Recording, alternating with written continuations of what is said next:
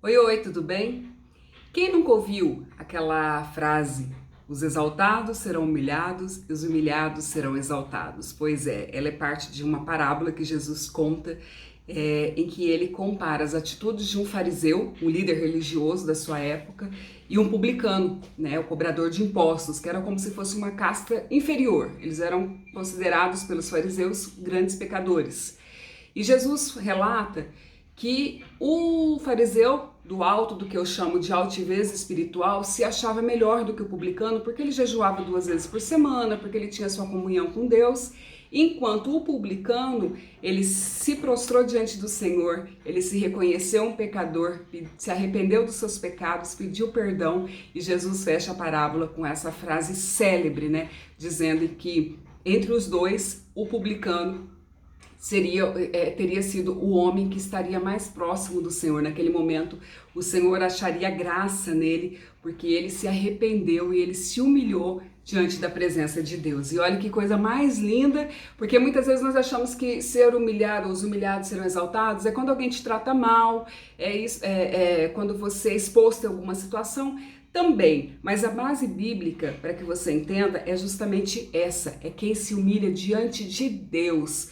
Porque quando nós nos humilhamos diante do Senhor, reconhecemos a nossa necessidade da sua graça, da sua bondade, aí ele toma o controle para suas mãos, que é de onde nunca deveria ter saído, e ele começa então a fazer um processo. Aí vem um processo para que os homens também reconheçam e vejam a glória de Deus na sua vida, na minha vida. Então, tudo nosso começa em Deus, começa a partir do momento que nós nos humilhamos diante do Senhor, quando nós reconhecemos a nossa necessidade dele. E a rainha Esther fazia isso muito bem.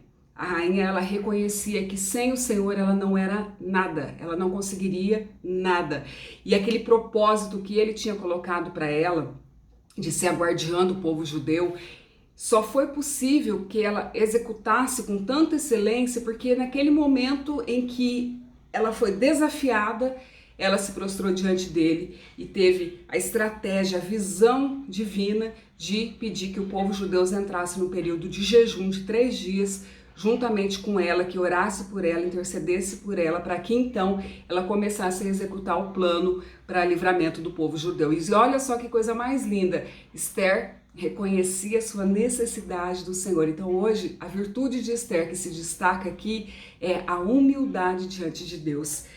O seu propósito talvez não seja talvez você não esteja vendo resultados diante do seu propósito, né? No seu caminhar em busca de cumprir o seu propósito, talvez não seja um pouquinho a falta de se prostrar diante dele, pedir a ajuda do Espírito Santo. Vamos fazer como Esther, né? Que tal? Que tal a gente começar hoje a colocar os projetos e os planos e reconhecer que o governo está sobre os ombros dele, do Senhor. E para fechar, eu quero deixar então o convite, é um clamor mundial que está acontecendo, começa hoje, um jejum de Esther, olha que mágico, né? Essa mulher nos impactando e nos influenciando ainda hoje. É um chamamento global que está havendo, é um movimento interdenominacional, várias igrejas em todo o mundo, inclusive aqui no Brasil, estão no período de jejum, entram hoje, vai até dia 20, sexta-feira, 3 dias, o jejum de Esther, sem comer, para que nós possamos quebrar a nossa carne e nos aproximar do Senhor e ouvir a voz do Senhor em função desse momento difícil, mas que nós sabemos que em Deus nós somos mais que vencedores, né? Então, diante dessa pandemia do coronavírus, está havendo esse chamamento, esse clamor, e eu já entrei e eu deixo então esse convite para você. Passa esse vídeo adiante, não fica só com você, é um projeto de Deus, milhares de pessoas precisam ouvir o que o Senhor tem falado nesse tempo, que a gente seja boca de Deus na terra, que tanto eu quanto você possamos ser um instrumento da vontade dele na nossa geração.